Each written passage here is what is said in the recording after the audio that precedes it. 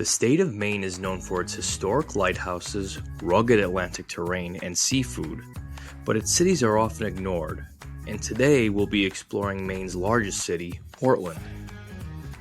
The city maintains a unique maritime feel that cherishes its past and welcomes its future. Portland has tons of hidden gems to explore and is likely to surprise you with its lively character and eclectic charm. Join us on an adventure as we explore this fascinating seaside town.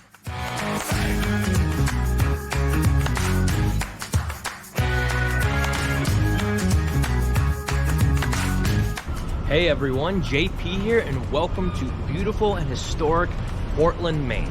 Now, Portland, Maine is a seaside city on the south coast of Maine, and it's actually Maine's largest city. Now, it wouldn't be considered a large city to most because it only has about 66,000 population. However, Portland has a ton of things to see and is a really unique city. I mean, it has an industrial, gritty, seaside, maritime past, right? And you can see that in all the buildings around you. Now, one thing that a lot of people don't know about Portland, Maine, it is a fantastic foodie place. Now, you know, everyone knows about Maine Lobster, but there are tons of restaurants and bars around here, and there is a lot of very interesting historic architecture all along the coast. I mean, when you get into Portland, you can smell the seafood, you can hear the seagulls. It has a real seaside vibe. So what we're gonna do on this tour is we're gonna go through Portland, explore the city, and I'm gonna show you the best things to do and see when you're here in Portland. So let's begin.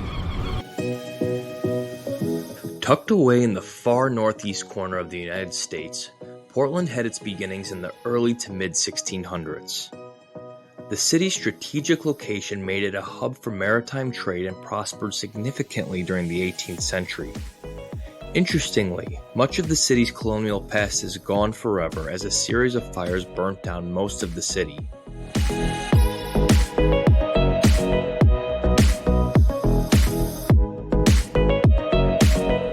Make sure you check out Portland's West End neighborhood.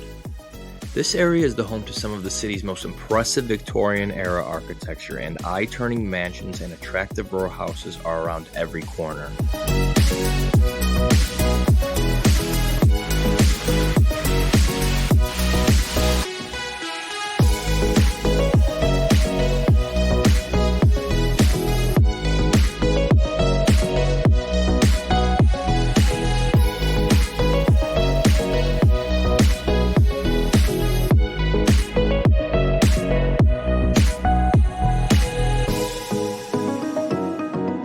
And nestled within the West End is our first site, the Victoria Mansion. This attractive home serves as a testament to the opulence of the mid-19th century. This elegant Italianate mansion was completed in 1860 and is a true architectural gem. While in Portland, you have to take one of the museum's 45-minute guided tours teaching you about its history.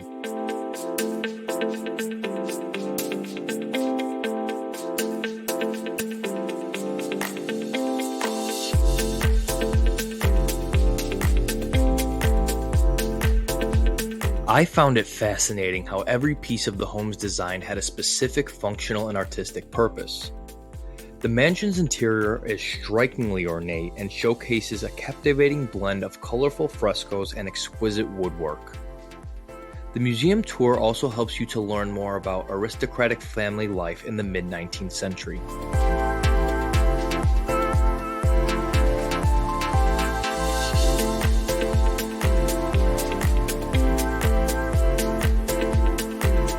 Okay, the next place you have to check out is the Portland Museum of Art. Now, it's literally just 2 blocks from Victoria House, so I highly recommend grouping these 2 sites in on the same day, and you can really spend a whole half day here. I mean, there are world-class pieces of art here. Now, you don't have to go to Boston or New York when you're on the East Coast to get world-class pieces of art. You can do it right here in Portland. So, let's head in.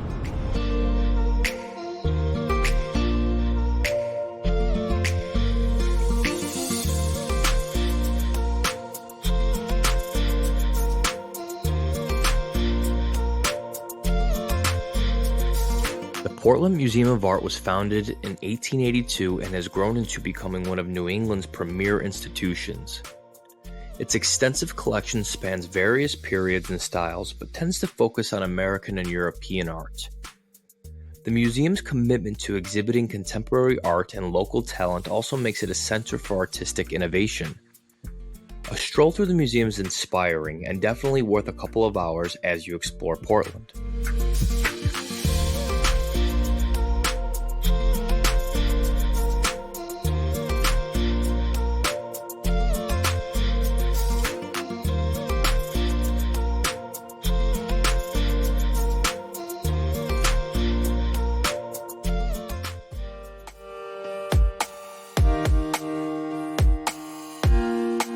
Next, check out Conger Street in downtown Portland. This area is filled with cafes, interesting and eclectic stores, bars, and restaurants. The area is a major center of employment for Portland residents and attracts a worker plus shopper and tourist vibe.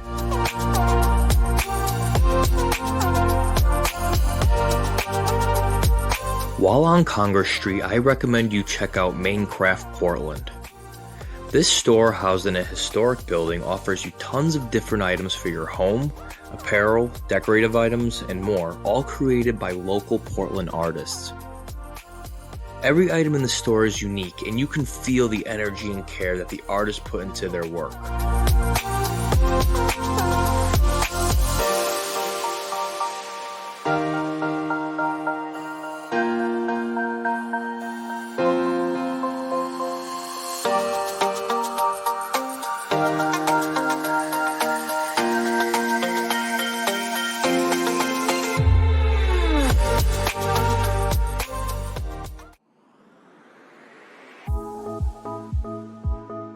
Next, head over to Monument Square. This square in the northeastern section of downtown Portland is the home to Our Lady of Victories, one of the largest bronze statues in America, and was built to commemorate the over 5,000 Portland soldiers and sailors who served during the Civil War. Around the square are many office buildings, and this area serves as the governmental center of the city.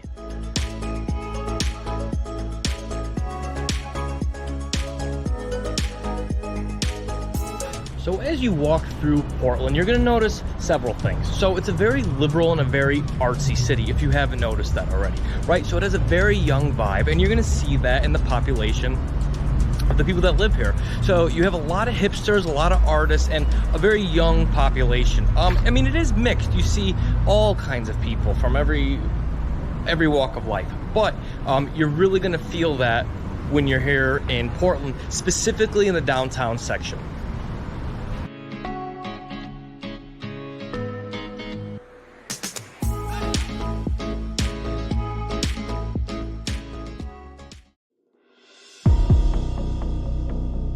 The next thing you should check out is the Eastern Cemetery. This historic and creepy cemetery is definitely worth a stop.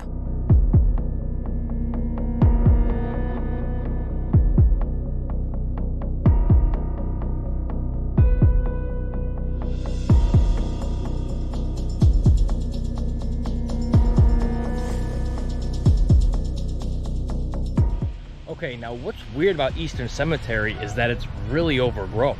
I mean, you have some very, very historic graves here, and most of them you can't even see, but it's like horribly overgrown. I mean, this screams haunted. You know, if you're interested in the paranormal, this likely is a site with a lot of ghosts. I mean, it has a really creepy feeling and creepy vibe. But, you know, if you're into that stuff, I recommend you walk around it because it is very historic. But it's interesting to me that unlike like some of the cemeteries in Boston, that this has been kind of left unkempt, right? It's not, you know, all manicured. It's not a tourist site. You just kind of stumble upon this. This is kind of a little weird secret here in Portland. So definitely check that out if you find this stuff interesting. Our next stop is the East End neighborhood. Though not as grand or elaborate as the West End, this area is the home to generations of native Portlanders. Okay, the next thing you have to check out is the Portland Observatory, which is right behind me. Now, this is not a lighthouse, this is a signal house, right? So the signal house was constructed in 1807 on the highest point in Portland, and it was used to guide ships coming in and out of the harbor. Now, it was rendered obsolete in about the 1920s, 1930s when two-way radio was introduced and was used to communicate more efficiently. But now it's an observatory and you can go up and you get fantastic views of Portland. So let's head up.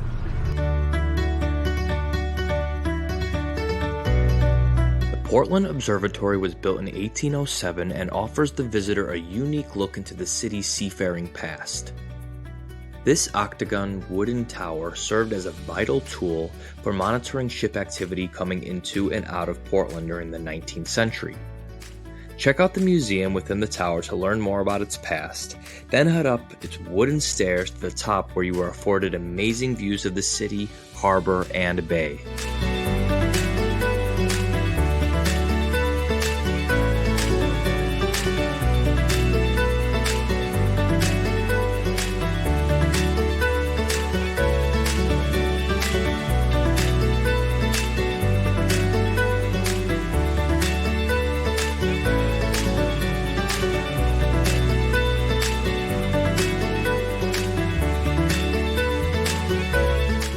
Now, as you head east outside of downtown Portland and the old waterfront, you're going to notice that the population shifts, right? So when you go more east, you're going to see the real neighborhood. So it's going to be less hipstery, less artsy, less liberal, and it's going to be more like homegrown neighborhood people. And you're going to kind of see that in the architecture around you too. You see a lot of frame 2-3-story apartment buildings. So this is kind of where the less gentrified people of Portland live. And you're gonna encounter that as you go eastward. So you're gonna see that as you go past the observatory and towards the park, which we're going to next.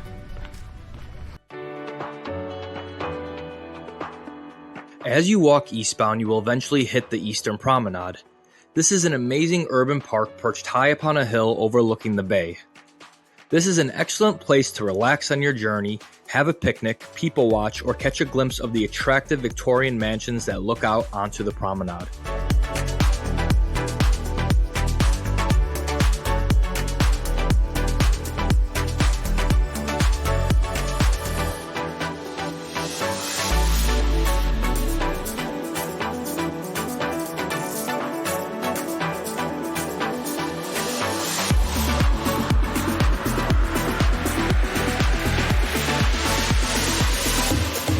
After you hit the higher part of the promenade, work your way down to the lower section. This attractive walking and biking path looks out into the bay and affords you amazing waterside views. In the distance, you will see tons of boats, people enjoying the water, and marine bird and wildlife. This walking path eventually takes you all the way back to the Old Port section of Portland.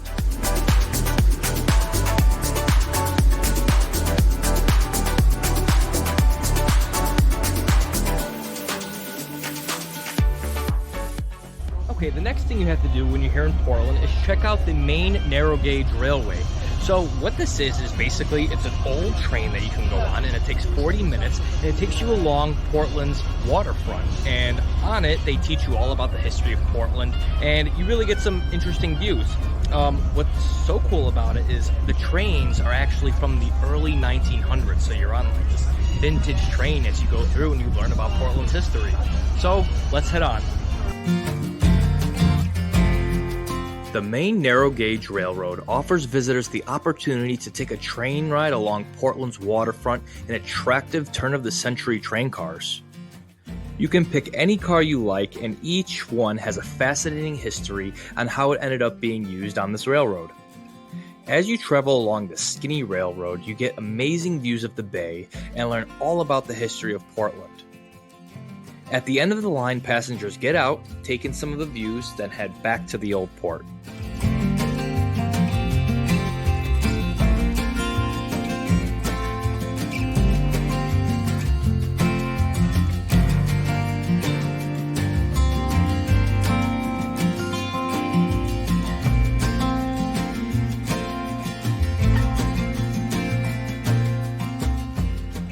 Okay, the next place you have to check out is Portland's Old Port neighborhood.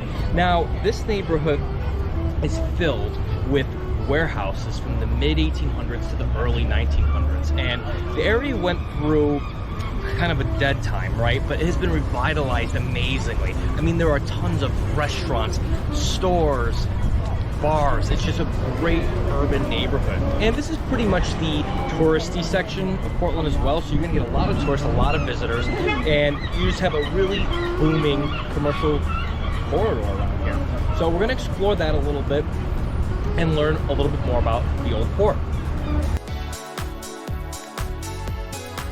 The Old Port is the main tourist destination in Portland, and rightly so.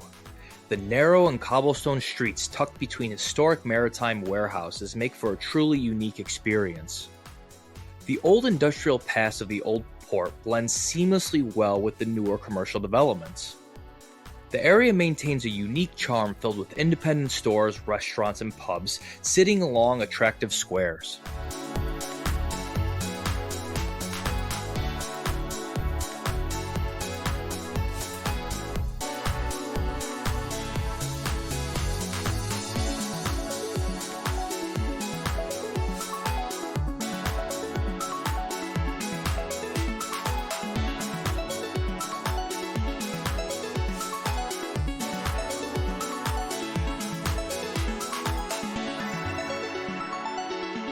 This is the spot to go if you want to fully bask in the ambiance of a New England seaside port town. Here you can get all things Maine as you peruse the eclectic shops, dine in an old warehouse, or sip a beer overlooking the narrow alley-like streets between the old and rustic architecture.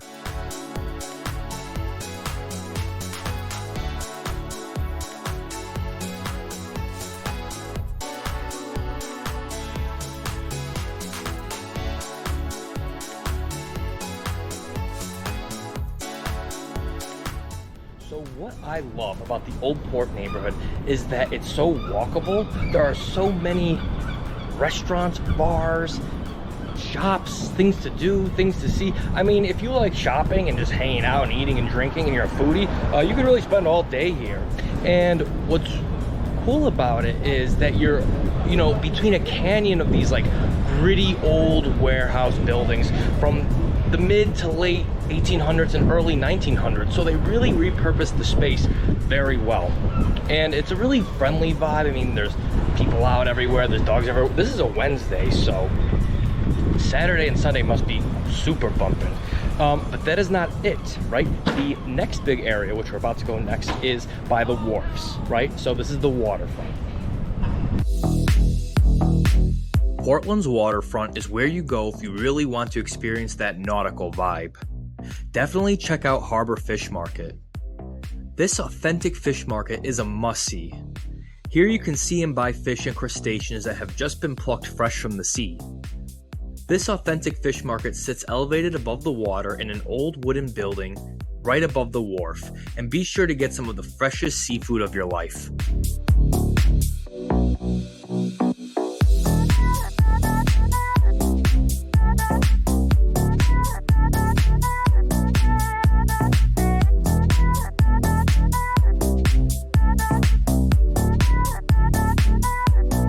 As you explore the wharfs, you will notice that each one that juts out into the Atlantic has a different vibe. Some are super old school, somewhat dilapidated while super authentic and very gritty, while others are hip, fashionable, and attractive to tourists. It all really depends on what you're looking for. I recommend you check out each one and really explore the nooks and crannies of all the seaports to find some real hidden gems.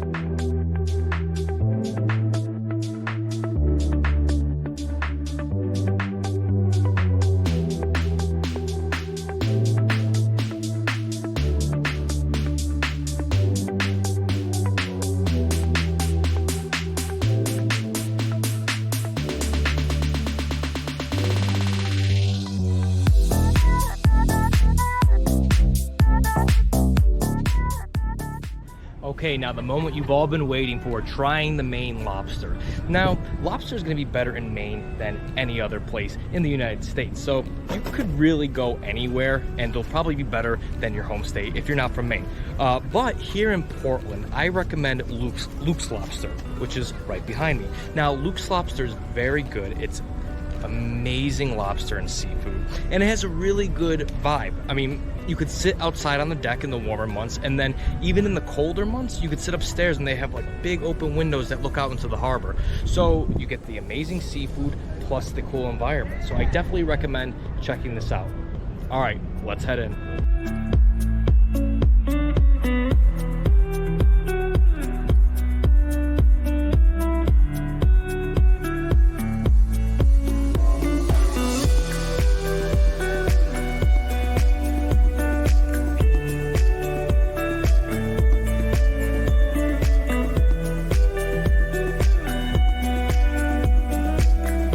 Luke's Lobster is my favorite spot in Portland to get authentic seafood. I mean, the catches are right in the restaurant, so you know it's super fresh. I also love the open atmosphere of the place, plus the attractive deck overlooking the bay. When in Maine, I always get everything lobster, so I started with a bowl of lobster bisque soup and then washed it all down with a local Allagash beer and 2 fresh lobsters. Okay, now the lobster dinner has arrived. So, if you're not used to eating lobster, it could be very messy, so you want to get, you know, a bit like a baby, basically. And then you always get these handy crackers, right? Because their shells are really hard to crack.